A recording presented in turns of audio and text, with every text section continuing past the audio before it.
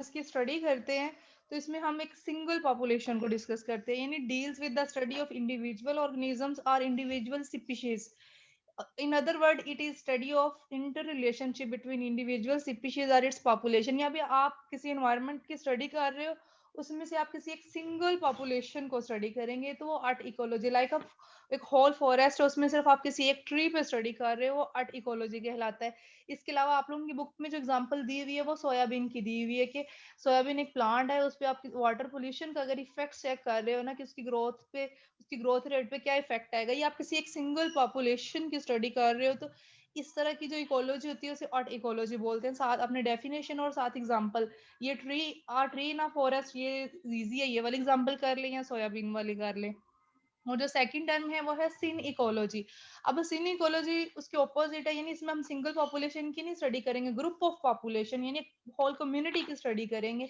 It deals with the study of group of organisms और species which are associated together as a unit, यानी इसमें हम group of population discuss करेंगे। अब वहां पे टर्म है आर ट्री इन फॉरेस्ट और यहाँ पे है आ फॉरेस्ट, यानी आप पूरे फॉरेस्ट की स्टडी कर रहे हो, उसमें डिफरेंट पॉपुलेशन आ रही है। It concern with structure, nature, development of that community. जिस कम्युनिटी की स्टडी कर रहे हो उसका स्ट्रक्चर किस तरह का, नेचर किस तरह की, ग्रोथ रेट क्या है, डेवलपमेंट क्या है। तो यानी ये क्वेश्चन आ जाता है differentiate between autecology and scene ecology.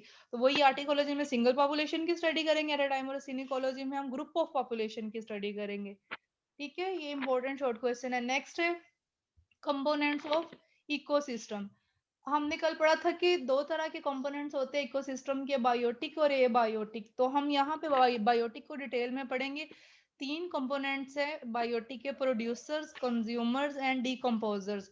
अब नेम से ये प्रोड्यूसर्स वो हैं जो कुछ प्रोड्यूस करेंगे। यहाँ पे जो ग्रीन फोटोसिंथ प्लांट्स बेसिकली प्रोड्यूसर्स है, ये फर्स्ट ट्रॉफिक लेवल होता है। तो ये कौन, अच्छा ठीक है, these are green photosynthetic plants which capture and bring light energy into the ecosystem। अभी अपनी फूड जो है वो खुद मैन्युफैक्चर करते हैं, खुद प्रिपेयर करते हैं, that's why they are called autotrophs.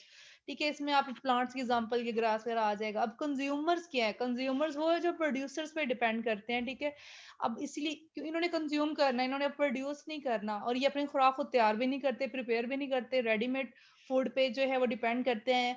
तो इसीलिए इन्हें हेट्रोट्रोफिक बोलते हैं। These are mainly animals which obtain energy directly और इनडायरेक्टली फ्रॉम द प्रोड्यूसर्स, यानी रेडीमेड ऑर्गेनिक फूड यूज करेंगे, जबकि प्रोड्यूसर जो हैं वो इनऑर्गेनिक मटेरियल को यूज करके अपनी ऑर्गेनिक फूड्स बनाते हैं। ठीक है, with the help of sunlight है, क्लोरोफिल है।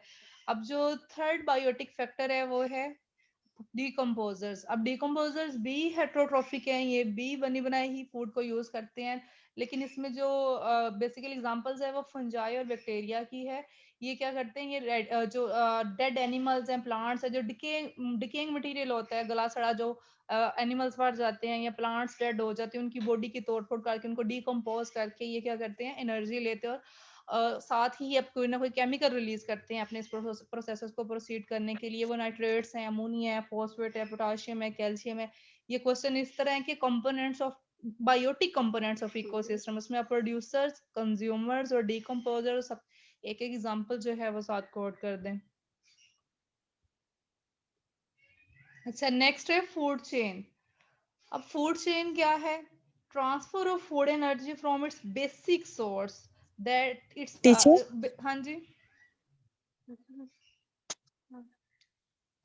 टीचर कंज्यूमर के क्या आएगी एग्जांपल? फंजाई, बैक्टीरिया, डिकम्पोजर्स हैं ये। अब मेरे से ना टीचर लास्ट में